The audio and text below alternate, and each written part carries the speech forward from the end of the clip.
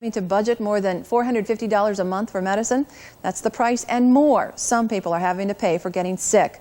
We're talking specifically about Parkinson's disease today and why all of us need to pay attention to what's about to happen. We'll tell you in a moment, and we will be opening the phone lines for your calls. Stay with us.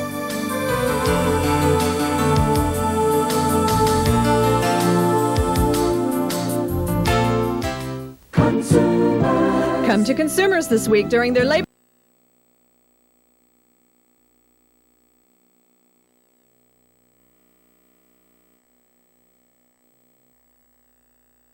on silver.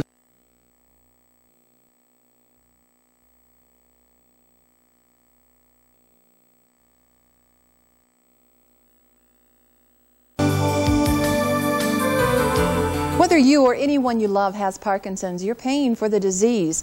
Tax dollars supply the disability insurance for Parkinson's patients who cannot work anymore. Those fixed incomes many times are subsidized with Medicaid for the typical $450 monthly medicine bills. And each year, another 50,000 cases are diagnosed. Average age, 57. But don't forget, 30% of Parkinson's patients are under the age of 50. Another 8% are diagnosed before they're 40. Springfield's Karen Kidwell was diagnosed when she was only 36 years old. Now, 3 years later, she's on a crusade for more research. Also with us, Springfield physician Dr. George Wong. He's devoted to Parkinson's care.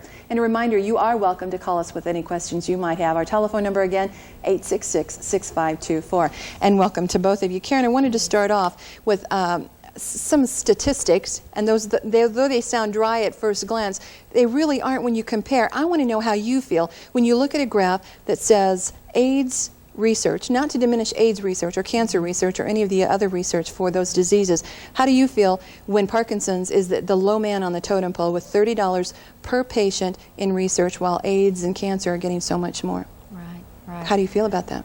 Well, especially since I have the disease myself, it is upsetting. But the thing about it's epidemic with AIDS and loss of life. So we just have to wait our turn. But you are on a crusade. Why? Right. I think I've become very close with the different ones in the support group and hear their different stories. I know what it's done to my home, and I don't want any of my children going through it.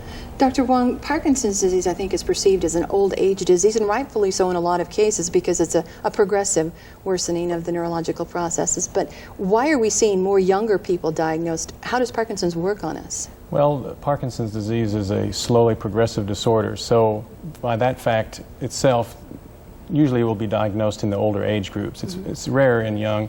But I think just the fact that more people are aware of the disease, more physicians are trained, and newer techniques in neuroimaging and x-rays. What part of the brain does it affect? Show us that, if you will. Well, it basically affects a deep portion of the brain cluster of cells called the substantia nigra. And these cells gradually die off for some reason, either through hereditary reasons or for environmental factors that may have an attack on that particular part of the brain. And gradually a critical number of cells are destroyed to produce the symptoms. Tana's joining us via the phone lines. Tana, are you familiar with Parkinson's? No, I'm not real familiar with it.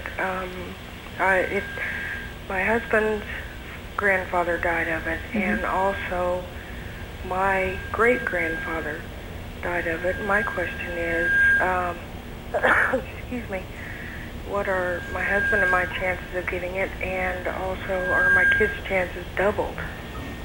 You may have had difficulty hearing that. It sounds like it might have been getting feedback with her television. She wants to know what her chances are of inheriting this. Someone's grandfather died of it in her family. She wants to know what her chances, her husband's chances, or their children's. It's a little difficult to be accurate about that, but we do know that there are some cases that are truly inherited, and without an actual gene that's been tagged, we really can't make a very predictable diagnosis in somebody beforehand. So Karen, we were talking a little bit about the financial toll this takes on a family. What about the emotional toll it takes on your family in particular? It's been real difficult, very difficult, because therefore, I think for about 2 years I was in denial, and there's a lot of anger. You go through the stair steps of actually somebody dying, and what I had to do, I think what's real important, you need to educate yourself when it comes to this disease.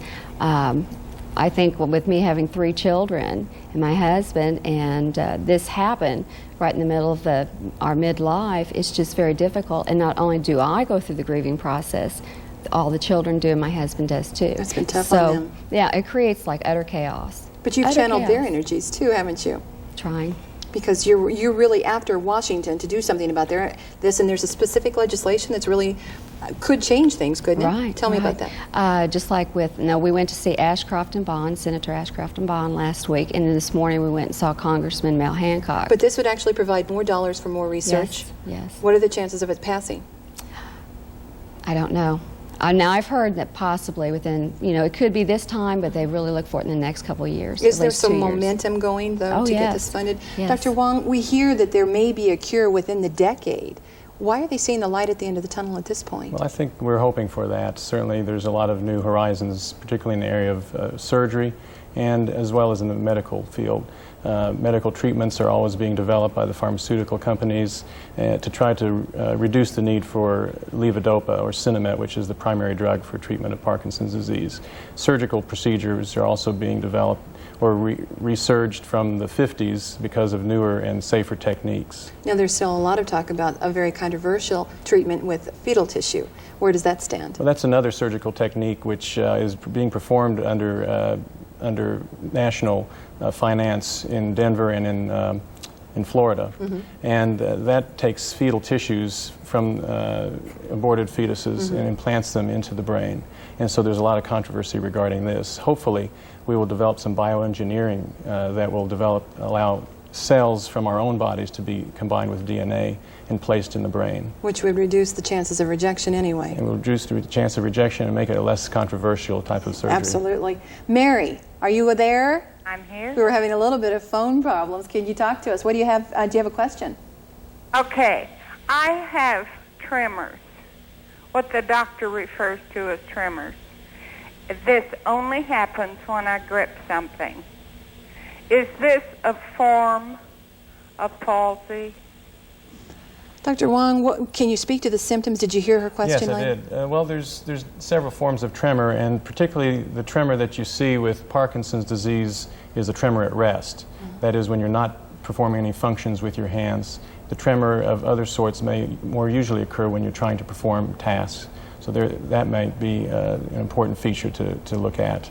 She may not have. Have you been diagnosed? She's probably already gone. She may already not have Parkinson's disease. I doubt. I think she's probably already gone. But what are the other symptoms besides the tremors? Well, the other cardinal features of Parkinson's disease are slowness of movement, or what we call bradykinesia, and also rigidity, which is a stiffness of the muscles. And people feel that they can't button their clothing or initiate steps or move very fast with this disease. Your first symptoms, Karen? I think basically my husband's the first one that really noticed my right arm would not swing, and I wouldn't even notice it. I'd walk through with it like that, and then there was a difference in my stepping. I don't know if it's I actually felt like he said that possibly the right foot was just slapping itself down on the floor. Were you diagnosed immediately? No, I think with my age, they wanted to rule out a lot of different things. I had seen a couple doctors before I went to see Dr. Wong, and they thought it was possibly MS because of my age. So, of course, went through all the tests, ruled out everything else. Is it like Alzheimer's, where it seems like you rule out every other disease before you arrive at that conclusion? Well, I think with a young person it can be very difficult, and also in the early stages it can be difficult when you don't have all the cardinal features developed. You can oftentimes look for a long time before you actually make the diagnosis of Parkinson's disease. Karen's a major supporter of a local support group. Yes. Karen, why is that important to you? I think it's because you're able to talk to somebody else that understands what your body's going through, your emotional level. This is a disease that we have to work with 24 hours a day. I mean, tomorrow's a new day and it's a new surprise, so. One of your biggest challenges must be the finances. That just blows my mind. You were telling me you spend $450 a month on medicine alone out of your own pocket. Not yet. My county insurance. But many for people like a year. do out of their own pocket. And we're talking those bills could go up to as much as $1,000 a month. Some. You need support for that. You bet. Dr. Wong, the support groups are effective, though, medically, too, wouldn't you say? Oh, I think they're very effective. I think basically because information is transmitted during the meetings, people keep up to date and they're more informed. I think that always helps in dealing with the disease. Karen, good luck.